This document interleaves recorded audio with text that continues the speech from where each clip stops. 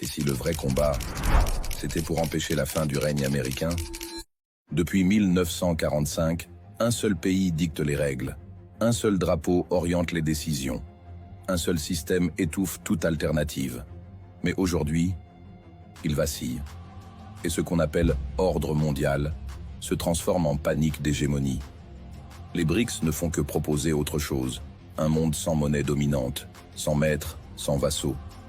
Mais ça, c'est le blasphème ultime. Car pour Washington, ne plus être au sommet, c'est comme voir sa légitimité disparaître. Et c'est pour ça qu'on invente des menaces, qu'on met en place des blocages économiques, qu'on alimente des conflits régionaux, et qu'on met le feu là où l'influence glisse entre les doigts. Pourquoi crois-tu que la Russie est devenue l'ennemi numéro 1? Pas pour l'Ukraine, mais parce qu'elle ose sortir du système. Pourquoi crois-tu que la Chine est ciblée? Pas pour les droits de l'homme, mais parce qu'elle bâtit des routes sans passer par Wall Street. Pourquoi l'Iran? Parce qu'il refuse le levier bancaire occidental et qu'il commerce en yuan, en roubles, sans demander la permission. C'est ça qu'on t'interdit de voir. Ceux qu'on appelle les méchants sont parfois juste ceux qui veulent être autonomes. Et les États-Unis? Ils n'interviennent pas pour défendre la paix.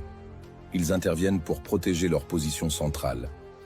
Une position bâtie sur l'endettement des autres, la peur et la dépendance institutionnalisée. Tu veux savoir pourquoi la France suit aveuglément? Parce qu'elle n'est plus pleine détentrice de sa souveraineté. Parce que ses élites ont intégré un pacte prioritaire qui dépasse les urnes. Et pendant que les peuples rêvent de souveraineté, leurs gouvernements vendent tout. L'or, les bases militaires et même leur droit de regard global.